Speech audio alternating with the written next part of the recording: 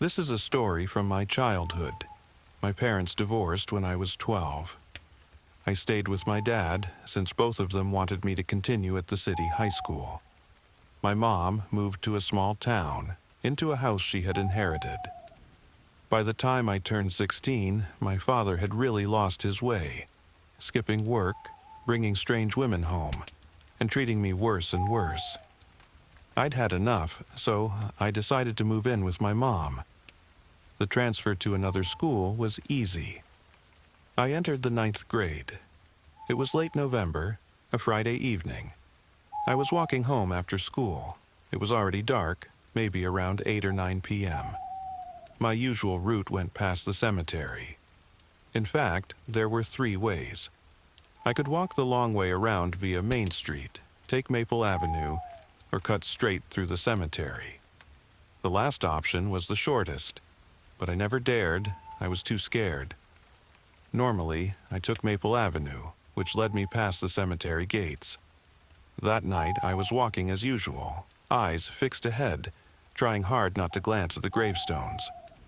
Suddenly, I heard a voice, calm, gentle. "Sonny, could you help Grandma?" A chill ran down my spine. Slowly, I turned my head toward the cemetery gate. There stood a small, elderly woman with a cane, smiling kindly. I stammered, "What? Were you talking to me?" Yes, dear," she said warmly. "Help Grandma carry her bag. It's just too heavy for me." I walked toward her, still uneasy. What was she doing here so late? Where would I be carrying her bag? But when I lifted it, it weighed barely a couple of pounds. "Of course," I said. "Where to?" Her wrinkled face lit up with gratitude. "Thank you, sweetheart." "Follow me."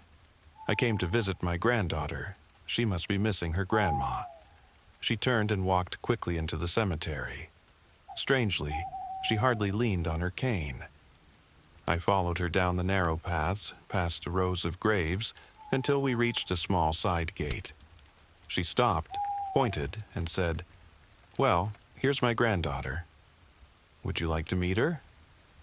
A shiver ran through me. I shook my head nervously. "No, I really need to go. My mom's waiting. She'll be worried." The old woman nodded gently. "That's all right. Thank you for helping, dear. Now, run along. Susan will be worried." Her words froze me. My mother's name was Susan. You know my mom?" I asked.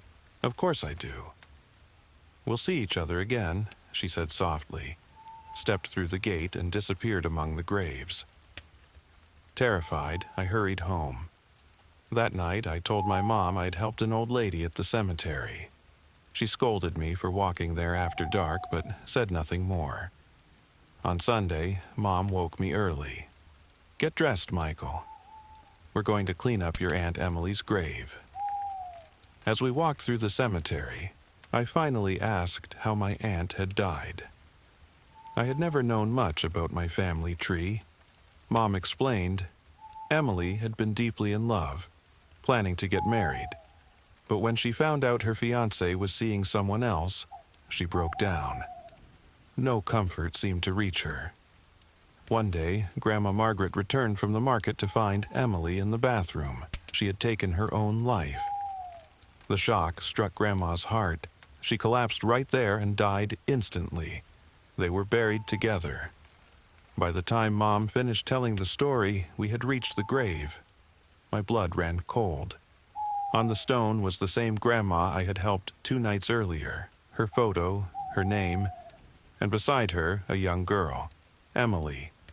Both carried my mother's maiden name. I said nothing to Mom that day, but the next morning I bought flowers and placed them on the graves of Grandma Margaret and Aunt Emily.